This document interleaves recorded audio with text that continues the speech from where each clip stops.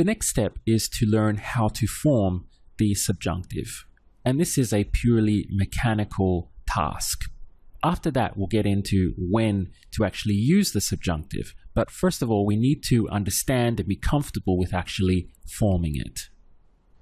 We'll begin by looking at two verbs, hablar and comer. So one is an AR verb and the other one is an ER verb. Now here on this slide, I've conjugated both of them in the present tense. So this should all look and feel very familiar to you. Now what happens when we form the subjunctive is that these verbs perform a switch. They become traitors and they defect to the other side. Here's what I mean. If we go back and we look at, say, habla for he, she, or it talks, and come for he, she, or it eats. When forming the subjunctive, AR verbs pretend as though they were ER verbs, and ER verbs pretend as though they were AR verbs. This is the switch. So hablar is kind of like a traitor that defects to the other side and conjugates as though it were an ER verb. So in the subjunctive, habla actually becomes hable. You see how an AR verb is now behaving as though it were an ER verb. And this continues all the way down the line. So instead of hablamos in the subjunctive, this becomes hablemos. Instead of hablan, this becomes hablen. And instead of hablas, this becomes hables. So can you see how this AR verb has completely defected to the other side? The one remaining thing we have is I. Instead of hablo, in the subjunctive, I and he, she, and it are the same. So this becomes hable as well. So for I and he, she, and it in the subjunctive tense, it's the same, hable and hable. So going down the line, we have hable, hables, hable, hablemos, and hablen. This is how the verb hablar looks like in the subjunctive.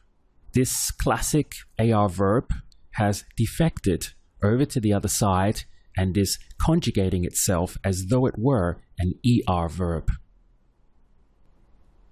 Let's perform another switch now. This time we're going to focus on the verb comer, and I've conjugated here, as you can see, just as before. So here everything looks normal. Como, comes, come, comemos, and comen. And the same with hablar on the other side.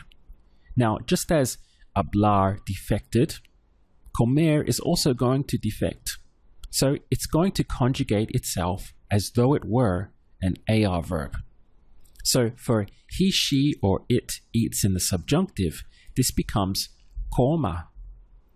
And then going down the line, we eat in the subjunctive would be comamos. They eat in the subjunctive, coman. And you eat becomes comas. Just as before, I is going to copy whatever it is for he, she, or it. So I eat in the subjunctive becomes coma. Now you can see how this verb looks and feels very different because it's now in the subjunctive tense, having defected over to the other side. It's normally an ER verb, but it is conjugating itself as though it were an AR verb. So we have coma, comas, coma, comamos, and coman. Now, the good news is that IR verbs work exactly same as ER verbs in the subjunctive. So let's take the verb subir as an example. Here I've conjugated subir normally. We have subo, subes, sube, subimos, and suben. And then on the other side, we have hablar conjugated normally.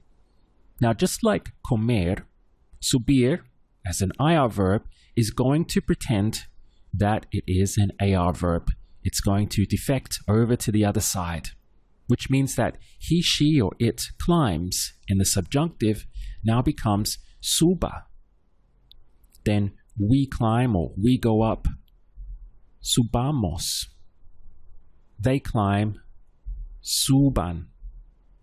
You climb in the subjunctive again, subas. And just as before, I will match whatever we have for he, she, and it. So I climb in the subjunctive, suba. You can see just how differently this verb looks when it's created inside the subjunctive. We have suba, subas, suba, subamos, and suban. Just like comer, it has defected and is conjugating itself as though it were an AR verb. As you already know, all verbs in Spanish end in either AR, ER, or IR. So in the subjunctive, AR verbs will pretend they are on this side, and ER verbs or IR verbs will pretend they are on this side, on the AR side. So it really just falls into two sections. Because as you've seen, both ER and IR verbs behave exactly the same in the subjunctive.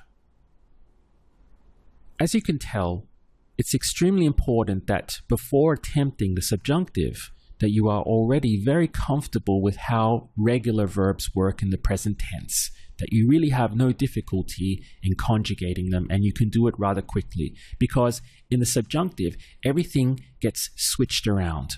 So it's important that you're already feeling very comfortable with how things normally are before attempting to do this switch in the subjunctive.